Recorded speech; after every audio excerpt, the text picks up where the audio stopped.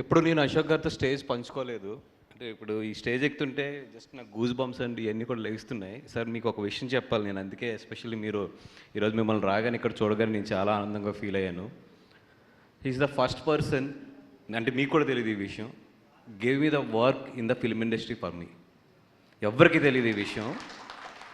ఆయన ఈశ్వర్ అనే ఒక సినిమా చేస్తే ఆయన banner Lakshmi Venkateswara pictures animation వస్తుంది ఫస్ట్. అది చేసింది ఇద్దరం చేసాము. ఒకటి నేను, రెండు ఈరోజు చాలా పెద్ద డైరెక్టర్ మారుతి రాజాసాబ్ చేస్తున్నాడు. మా ఇద్దరికి ఫస్ట్ జాబ్ ఇచ్చింది ఆయన. సార్ మీ దగ్గర ఫస్ట్ డబ్బులు తీసుకున్నాం మా కెరియర్లోనే, ఈరోజు ఇద్దరం కూడా ఇక్కడ ఉన్నాం. Thank you so much. అంటే మీ పక్కన నుంచి నీ విషయం చెప్పడానికి ఇది నిజంగా చాలా మంచి రోజు దొరికింది. Thank you so much sir for the giving us that opportunity.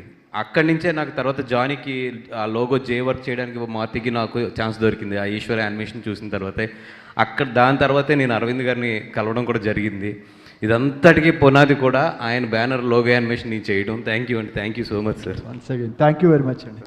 అంటే భగవంతుడి దయలో ఒక మాట మీరు అన్నారు కాబట్టి చెప్తున్నా, నాకు తెలియదు. నా చిన్నప్పుడు 21 నుంచి నేను ఏది ప్రారంభోత్సవం చేసినా సరే, ఏది స్టార్ట్ చేసినా అందరూ చాలా నా చెయ్యి మంచిది అంటారు. అయ్యో బట్ అది నాది కాదు, చాలా మంచిది సార్.